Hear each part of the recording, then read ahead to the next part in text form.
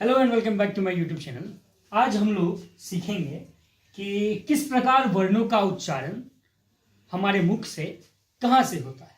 ठीक है, तो यहाँ पे लिखा हुआ आप लोग देख रहे होंगे कि कंठ, तालु, मूर्धता, दंत, ओष्ठ, कंठ तालव्य, दंतोष्ठ, नासिका, कंठोष्ठ। कंठ तालव्य यानी कंठ और तालु का मेल, दंतोष्ठ यानी कि दांत और ओंठ, ओष्ठ सिंपल ओंठ, दंत यानी कि दांत का प्रयोग, मूर्धता, तालु और कंठ। ठीक है, ये उच्चारण शैली होती है इस अक्षर की, इन वर्णों की।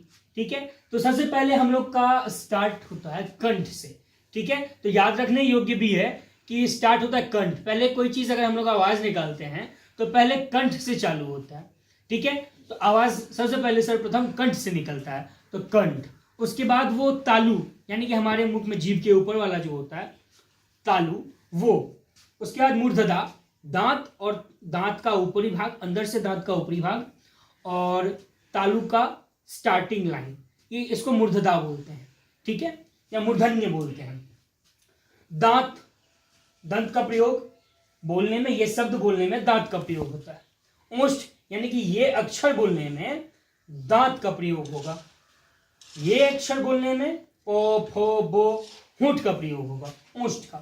कंठ तालव्य, ये वर्ण को बोलने में, ये अक्षर को बोलने में कंठ का और तालु का, कंठ से और तालु से प्रयोग होगा। दंतोष्ठ, ये वर्ण को बोलने के लिए दंत यानी कि दांत का और होंठ का सहारा लगेगा इस पर्टिकुलर अक्षर को बोलने के लिए, वर्ण को बोलने के लिए। नासिका यानी कि नाक से, नाक का प्रयोग होगा। कंठोष्ठ, कंठ और होंठ का।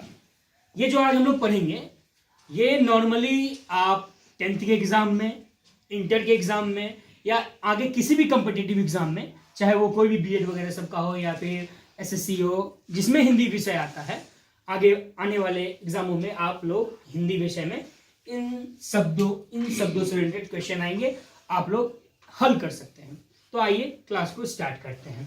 सबसे पहले आता है कंठ। तो कंठ को, खो, गो, घो, अंगो। ठीक है, इसमें कंठ का प्रयोग हो रहा है। ठीक है, इसमें क वर्ग का प्रयोग होगा। उसके बाद ओ, आ, हो और विसर्ग का। ठीक है, विसर्ग से विसर्ग का। उसके बाद 2 नंबर में आता है, सेकंड में है चौ वर्ग का।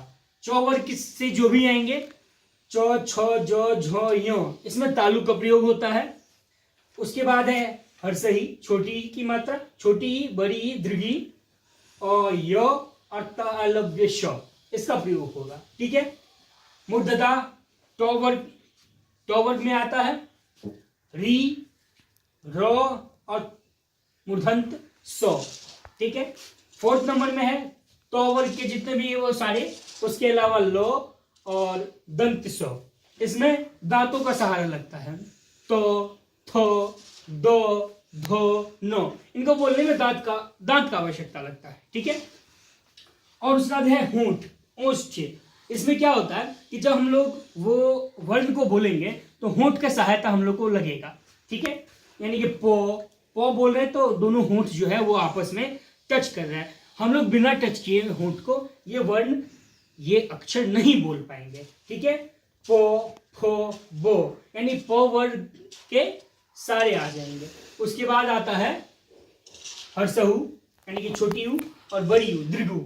ठीक है, कंठ तालव्य, कंठ और तालु का मेल से इन वर्णों को हम लोग बोल पाएंगे, ए, ऐ। ठीक है, उसके बाद आता है कंठोष्ठ, दंतोष्ठ, दंत और ऊंट, वो। उसके बाद है नासिका यानी कि नाक। अंग की मात्रा से अगर कोई दे रहा है वहां पे अंग का प्रयोग करेंगे तो वहां पे नाक से आवाज निकलता है। उसके बाद 5 वर्ग यानी कि जितने भी इसमें वर्ग हैं उन सभी वर्गों का 5वां, यानी अंग, य, न, मूर्धन्त, न, मो, ये सारे जितने भी 5वें स्थान पर हैं, 1, 2, 3, 4, 5, ये जितने भी 5वें स्थान में 5वें वर्ग के हैं, इन सभी में जो होता है वो नासिका का प्रयोग होता है।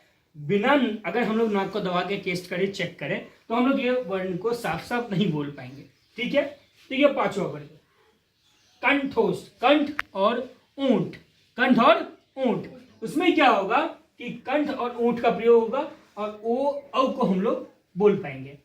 ठीक है, तो इन सभी का प्रयोग हम लोग पर्टिकुलर जो चीज है हमारे पास, ऊंट है, दांत है, कंठ है, इनसे आवाज अगर निकालना है तो इनका प्रयोग होगा ही होगा। ठीक है, तो आशा करता हूं कि आपका ये एग्जाम में आए और आपको ये महत्वपूर्ण लगे, आप इन लोगों का प्रयोग कर पाए। आशा करता हूं कि अच्छे से समझा पाया हूं। बने रहें नेक्स्ट वीडियो के लिए।